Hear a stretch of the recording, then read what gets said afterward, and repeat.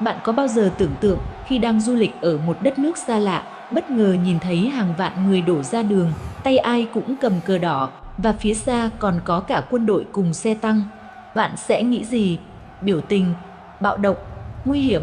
Đó chính xác là những gì tôi, một du khách người Anh, đã nghĩ khi bước vào Hà Nội chỉ vài ngày trước lễ Quốc khánh. Nhưng rồi, sự thật mà tôi phát hiện ra đã khiến tôi đi từ hoang mang, sợ hãi đến xúc động nghẹn ngào. Và chính điều đó đã thay đổi hoàn toàn cách tôi nhìn về đất nước này. Tôi còn nhớ rất rõ cái khoảnh khắc ấy, một buổi chiều bình thường tưởng chừng như bao ngày khác. Tôi vừa đặt chân đến Hà Nội sau chuyến bay ngắn từ Sài Gòn. Trước đó, 3 ngày ở thành phố Hồ Chí Minh đã cho tôi cảm giác an toàn và yên bình đến lạ. Tôi đã thưởng thức những tô phở nóng hổi, cắn những miếng bánh mì giòn tan, uống cà phê sữa đá ngọt ngào đến mức khó quên. Người dân nơi ấy thật thân thiện, luôn nở nụ cười và sẵn sàng giúp đỡ, ngay cả khi tôi lạc đường trong mê cung phố xá. Tôi đã nghĩ trong đầu, đây là một đất nước hiếu khách, tràn đầy năng lượng và thật sự đáng yêu. Thế nên khi ra Hà Nội, tôi hoàn toàn không chuẩn bị tinh thần cho một cảnh tượng khác biệt đến thế. Ngay khi taxi đưa tôi đến gần trung tâm, tôi bỗng thấy những con phố đông nghẹt người. Họ không chỉ đi lại bình thường, mà là đang đổ ra đường với một khí thế rất lạ. Điều khiến tôi rùng mình chính là trên tay hầu như ai cũng cầm một lá cờ đỏ sao vàng. Đỏ rực cả một góc trời, giống như một biển sóng không ngừng cuộn trào. Xa xa, tôi thoáng thấy bóng dáng của quân đội, những chiếc xe tăng hầm hố và một hàng ngũ người lính bước đều. Trong khoảnh khắc đó, tim tôi đập dồn dập. Trong đầu tôi hiện lên ngay một suy nghĩ, chẳng lẽ đây là một cuộc biểu tình? Có biến cố chính trị nào đang xảy ra sao? Tôi từng thấy những cảnh tượng như thế này trên bản tin quốc tế, thường gắn liền với sự hỗn loạn, bạo lực và nguy hiểm. Và giờ tôi, một du khách xa lạ, lại đứng ngay giữa nó.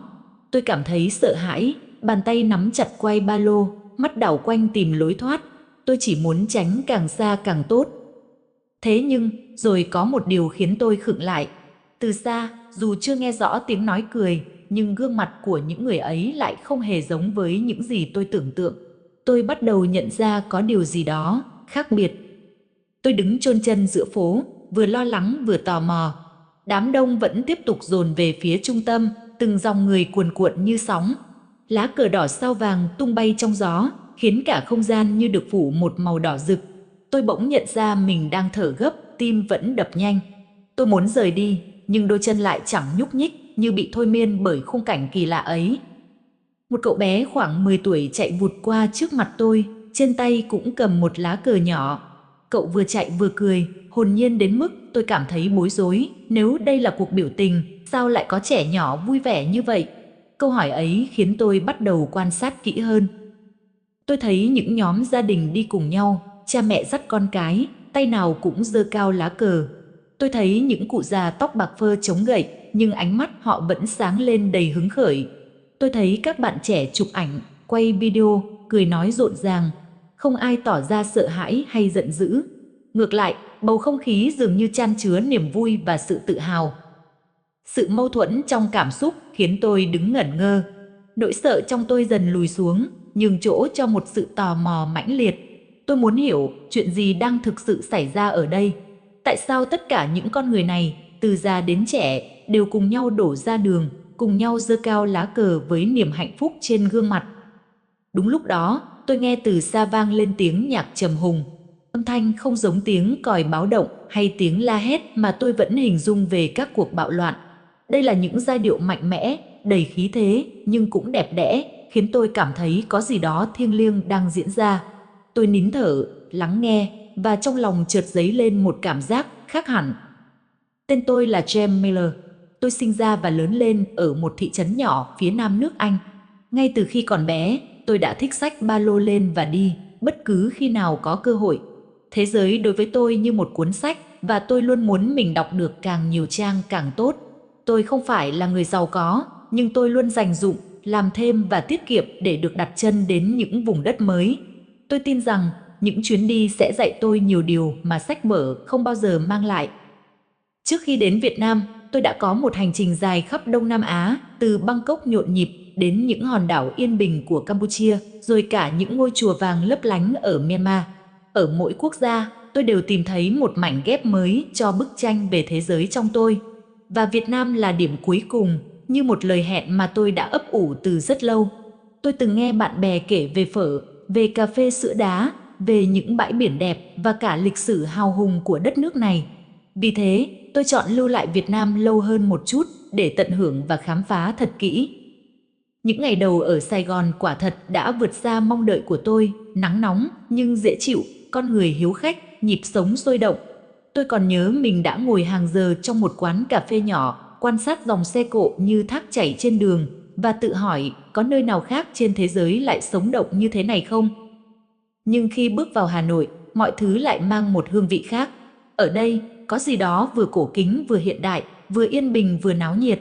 Tôi nhìn quanh những dãy phố cổ, những mái nhà ngói rêu phong xen lẫn với cửa hàng sáng đèn. Một phần trong tôi háo hức, một phần lại bối rối, như thể tôi sắp bước vào một trải nghiệm mà mình chưa từng tưởng tượng được. Và rồi, chính vào buổi chiều hôm ấy, tôi thực sự đã trải qua khoảnh khắc thay đổi tất cả. Ngày đầu tiên ở Hà Nội, tôi quyết định không đi đâu xa, chỉ lang thang quanh những con phố cổ. Tôi thích cảm giác được lạc vào những ngõ nhỏ, nơi những quán hàng san sát, những tiếng rao vang lên giữa dòng xe cộ chằng chịt. Tôi dừng lại ở một quán bún chả ven đường. Khói từ bếp than bốc lên, mùi thơm của thịt nướng khiến tôi lập tức đói bụng. Tôi ngồi xuống, gọi một phần bún chả và thêm cốc trà đá. Chỉ một món ăn giản dị nhưng khiến tôi nhớ mãi. Buổi chiều, tôi đi dạo quanh hồ Hoàn Kiếm. Nước hồ tĩnh lặng phản chiếu những hàng cây xanh. Trẻ con cười đùa, người già tập thể dục, vài đôi bạn trẻ ngồi bên nhau. Tôi cảm nhận một sự yên bình kỳ lạ.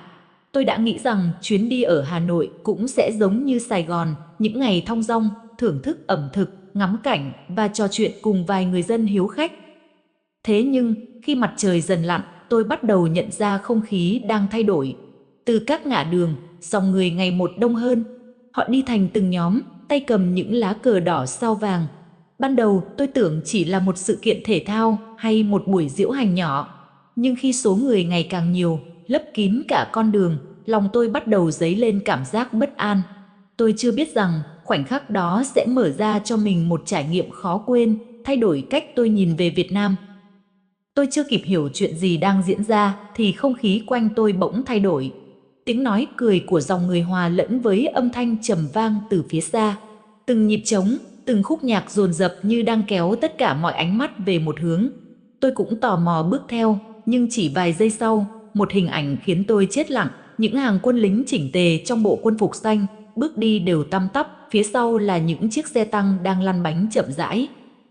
Tim tôi đập thình thịch, những bản tin về xung đột, biểu tình ở đâu đó trên thế giới bỗng ùa về trong đầu.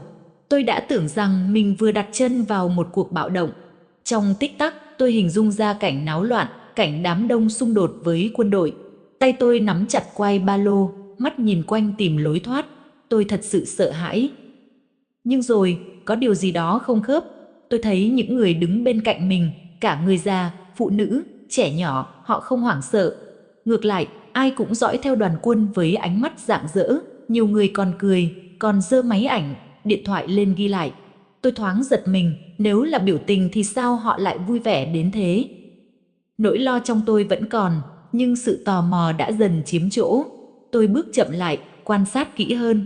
Gương mặt từng người quanh tôi đều sáng bừng, không có sự căng thẳng hay giận dữ. Trong lòng tôi bắt đầu dấy lên một câu hỏi, có phải mình đã hiểu nhầm tất cả ngay từ đầu? Tôi cứ đứng đó, giữa biển người, mà cảm giác như thế giới quanh mình đang đảo lộn. Tôi đã chuẩn bị tâm lý để chứng kiến sự hỗn loạn, nhưng thứ hiện ra trước mắt lại hoàn toàn ngược lại. Người đàn ông bên cạnh tôi, tay cầm lá cờ đỏ, quay sang mỉm cười thật tươi như để chia sẻ niềm vui. Một cụ bà tóc bạc, chống gậy, gương mặt đầy nếp nhăn, nhưng ánh mắt sáng long lanh, chăm chú dõi theo từng bước đi của đoàn quân. Trẻ nhỏ thì reo hò, tung tăng, chạy vòng quanh cha mẹ, cờ trong tay đung đưa theo nhịp cười giòn tan. Tôi chợt nhận ra, không ai trong số họ sợ hãi cả. Trái lại, họ như đang chờ đợi một điều gì đó rất thiêng liêng.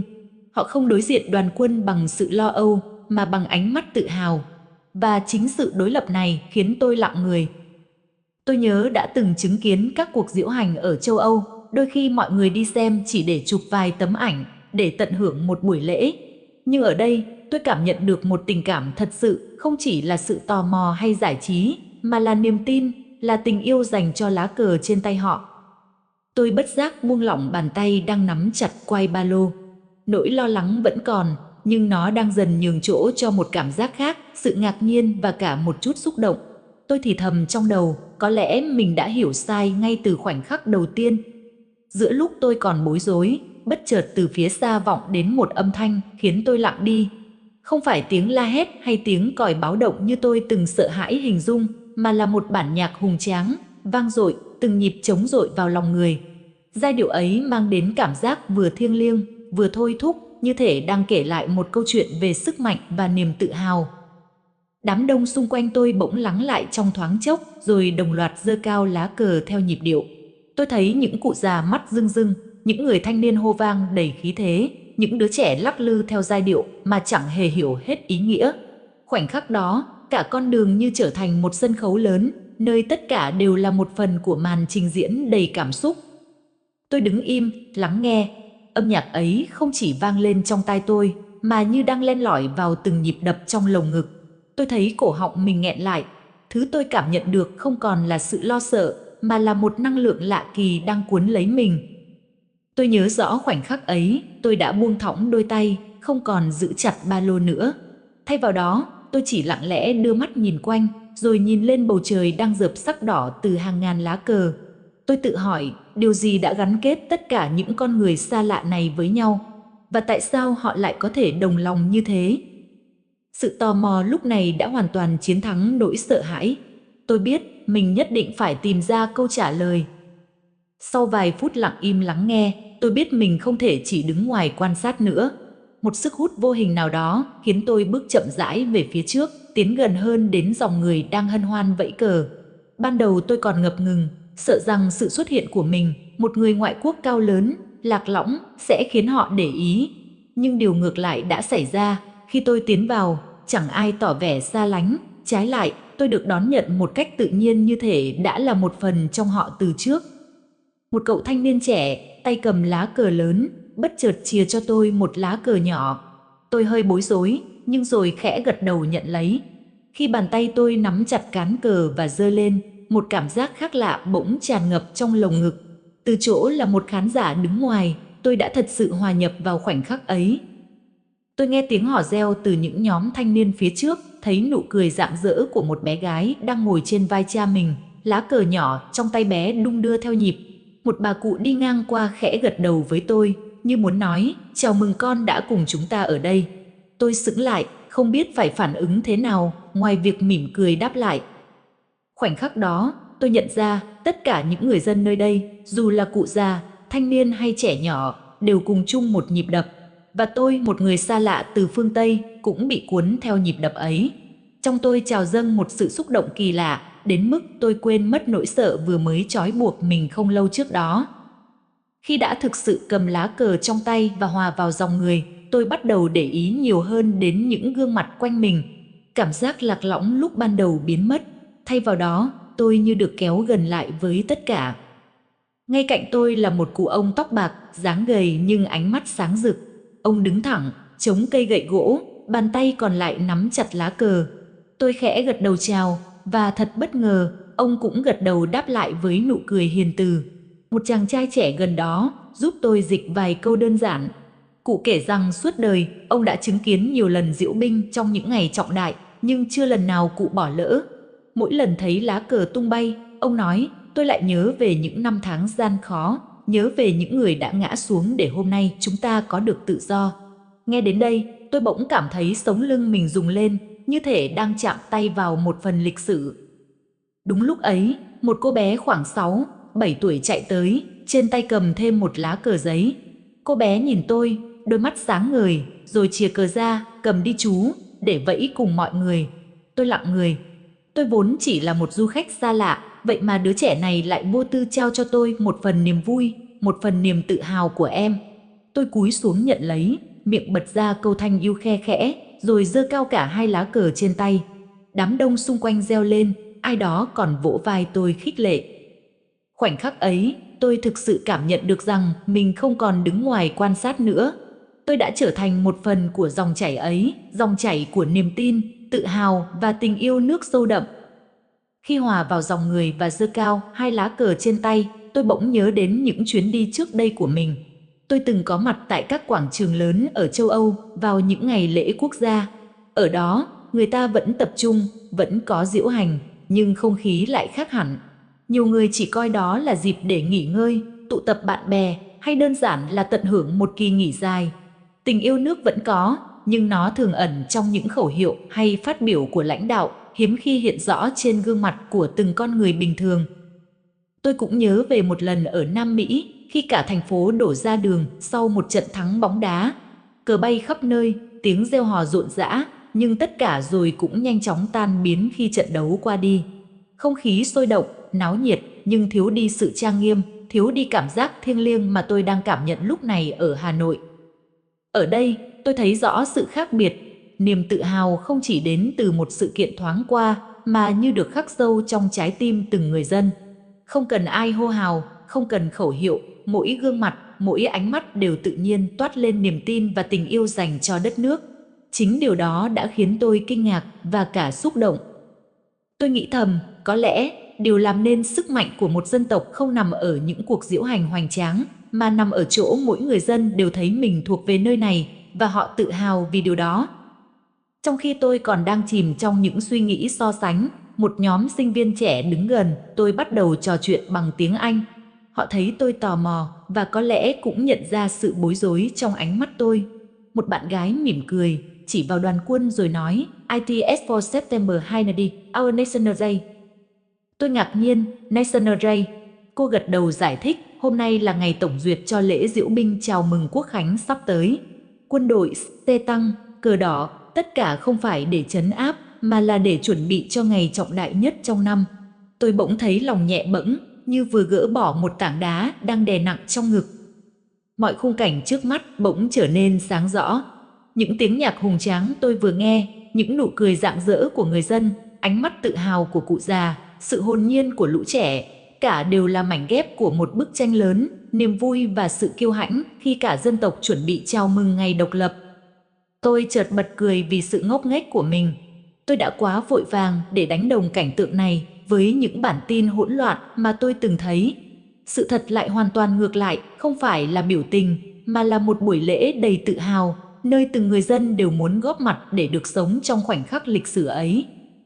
Trong giây phút đó, tôi cảm thấy mình thật may mắn, bởi nếu không vô tình rơi vào dòng người này, tôi đã bỏ lỡ một trải nghiệm có thể thay đổi cả cách nhìn của mình về đất nước Việt Nam. Khi sự thật đã rõ ràng, tôi bỗng thấy mọi thứ quanh mình bừng sáng theo một cách khác.